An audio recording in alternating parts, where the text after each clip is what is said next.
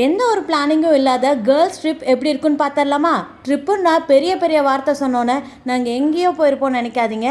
சேலத்துலேருந்து சேலத்துக்கே trip போகிறோம். Sugar கிரேவிங்ஸுக்கு protein பார் வாங்கலான்னு எங்கே வந்திருக்கோம் பார்த்தீங்களா? வந்தது என்னமோ ரிலையன்ஸ் மால் தான். ஆனால் ஓவர்சீஸ் போனவங்க எல்லாம் எப்படி வீடியோ எடுப்பாங்களோ அதே மாதிரி நாங்கள் வீடியோ எடுத்துகிட்டு இருந்தோம். எனக்கு தெரிஞ்சு என் டீமில் இருக்கவங்களாம் ஸ்கூல் காலேஜில் அவ்வளோ வெளியே போயிருக்க மாட்டாங்கன்னு நினைக்கிறேன். அதனால தான் சின்ன சின்ன விஷயத்துக்கும் என்ன மாதிரி சந்தோஷப்படுறாங்க. எங்கள் கேங்கை பொறுத்தவரையும் ஒரு எக்ஸ்ட்ரீம் இன்ட்ரோவர்ட்டு, மீதி எல்லாம் எக்ஸ்ட்ரோவர்ட் தான். இது ஒரு திடீர் பிளான்னால நிறைய பேர்கிட்ட சொல்ல முடியல. சொல்லியிருந்தா இன்னும் நிறைய பேரை கூட்டிகிட்டு போயிருக்கலாம். ஒரு வழியாக ப்ரோட்டீன் பார் வாங்க டெக்லத்தான் வந்தாச்சு. அதுக்கப்புறம் லஞ்சுக்கு ஒரு ஆட்டோவில் ஏறிட்டோம். ரசிகாஸ் தான் வந்து போயிருந்தோம். என்ன ஹோம் ஃபுட் சாப்பிட்றேன்னு சொன்னீங்க அப்படின்னு சொல்லி இன்னைக்கு நாக்கப்படுங்கிற மாதிரி கேட்பீங்க. ஆமாம், நான் இன்னைக்கு கொஞ்சமாக தான் சாப்பிட்டேன். அதுவும் கிரில் சிக்கன் ஆயில் போடாமல் தான் சாப்பிட்டேன். ஏன்னா டயட் முக்கியம் பிகிலு. இங்கே கம்மியாக சாப்பிட்டுட்டு நிறையா பேசணும். மில்க் ஷேக் குடிக்க வாங்க போகலான்னாங்க. எனக்கு மில்க் ஷேக்கில் சுத்தமாக வேண்டாம்னு சொல்லிட்டு நான் எதுவும் குடிக்கல, நம்புங்க. சாப்பிட்டதை கரைக்கலான்னு ஃபேர்லாண்ட்ஸ்லேருந்து நியூ பஸ் ஸ்டாண்ட் நடந்தே வந்தோம். நியூ பஸ் ஸ்டாண்ட் கிட்ட ஜோதி மொபைல்ஸில் டெம்பர் கிளாஸும் கேஸும் ஃபோன் கேஸும் மாற்றினோம்.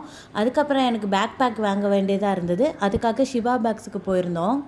எந்த பேக் வாங்குறதுன்னு ரொம்ப கன்ஃபியூஷனாக இருந்தது. கடைசியில் ஒரு பேக் தான் வாங்கினேன். அப்புறம் வாங்கிட்டு பக்கத்துலேயே நியூ பஸ் ஸ்டாண்ட், எல்லோரும் அவங்கவுங்க வீடு பக்கம் பார்த்து போயிட்டோம்.